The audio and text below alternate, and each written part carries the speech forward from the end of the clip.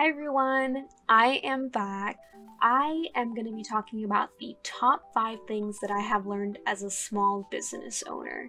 So, technically, I registered my business in November of 2019. My business is called Sparkling Punk. Um, but I have been trying to run a business since 2017, and even before then, I have always wanted to sell my artwork and crafts. So technically, I have been trying to do this for a really long time. So there are these top 5 things I have learned. There's many more, but these are just the top 5 that I got. So the first one is always buy in bulk. And the reason I say this is because you save money, and first of all, you're starting as well. So you need to make sure that you put all of that money into good use. When I say buy in bulk, I mean anything from poly mailers to bags to business cards. So for example, I got these on Amazon. They used to be in a bigger package, but they're these little like holographic package slips that you can put stickers in, or you can even put like other type of crafts in there, right? So they have them in different sizes, and I even got them in this larger size for my scrunchies because I do make handmade scrunchies. My original business was all handmade products made by me. Now I'm trying to go more into a Halloween year-round, which is like more for pins and like berets. I'm trying to kind of change it up. But buying in bulk has helped me a lot. You can even check out clearbags.com, and they always sell a bunch of super awesome things like these little baggies. You could get them in bulk for like $3 and change, as well as ply backing for like prints. I got a huge bunch of them for my prints for really cheap. So buying in bulk is super important. Even business cards, Vistaprint, super awesome to buy in bulk. Like my business cards, you could get anywhere from 100 to 500. 500 is normally like the more special that they give you, and there's always coupons out. So that is my number one thing that I have learned. My second is anytime there is a sale, sales are your best friend. The reason I say that is because you are trying to provide your customers with a very affordable product, especially if you're a handmade seller. So for example, fabric, you need to know when those sales go on every year so you can make sure you stock up on your fabrics and you're able to create all of your creations at a very affordable price for your clients. So shopping at the perfect time, for example, sometimes Joann's has a bunch of coupons as well as $2 per yard on certain fabrics. So I used to be a handmade skirt maker. I still have them and sell them, but like I said, I'm leaning away from that now. And you could literally buy fabric for $2 a yard and make a bunch of skirts and be able to bring your products at a very affordable price and still make sure that you're making money for your time. So definitely very important, especially for handmade product sellers. So sales are your best friend, and like I said, Vistaprint is always out with coupons. Sales will help you definitely when you're starting your business and just keeping your business going in the future. Number 3, you definitely have to put money in to make money. That is definitely a real thing that people are always saying, but it is 100% true.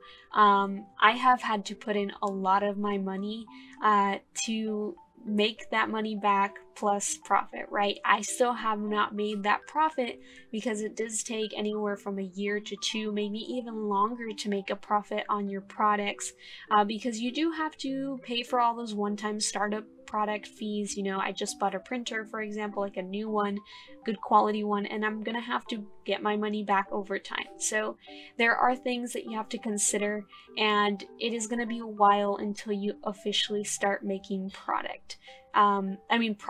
So definitely keep that in mind. For example, people use their actual like every full-time job type money to start their business, or even get a loan. Like for example, I use my full-time job money.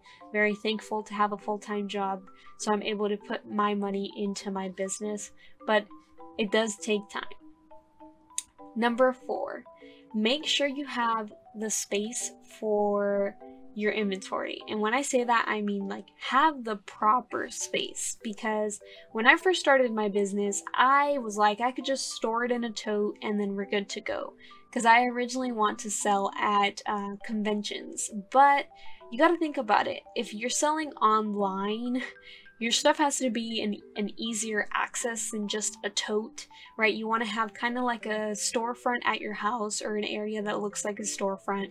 So investing in cubes like I have back there, or even like boxes that I have back there as well, like the little one that I have on the wall, little floating shelves, anything like that. If you don't have the proper space, it does get a little tough.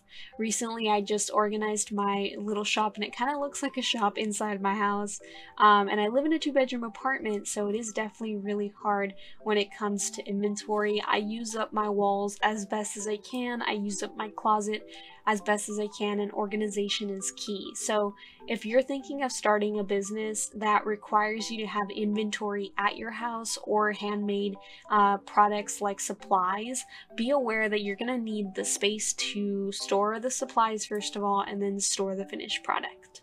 So definitely something big to consider. Number 5. This is probably the hardest one to accept, and one that is really hard to accept. Even me, as a small business owner that has been doing it for quite some time now, not like a huge time, but still some time, it's still hard to accept it. But not everyone is going to support you or your business. And what I mean by this is, you might have friends, acquaintances, or even family that might not bother to purchase from you, share your content, or even care to look at it. It's really hard because you never know who will actually end up supporting you in the end. Some people will randomly support you, and by that I mean random people. Or you might have friends that love your work and want to support you and share your work. You might have people that might not be able to afford your products, and all they can do is share your post. You might have people that don't care at all and don't want to hear it, right? But don't feel discouraged. There is a market for everything, and with time, you will find your group of people to promote to and that will like your products. So I definitely have to say that, and it is something very, very hard to accept as a business owner and as an artist especially, that not everybody cares about it, unfortunately. So yeah, those are the top 5 things that I have learned as a small business owner so far. If y'all like these type of videos, definitely tell me in the comments. I am still learning more and more as I continue on with my business, and I love sharing it and sharing my experiences, because starting a business is very hard, especially when you don't have anybody to help you. So I don't mind sharing my experiences with y'all.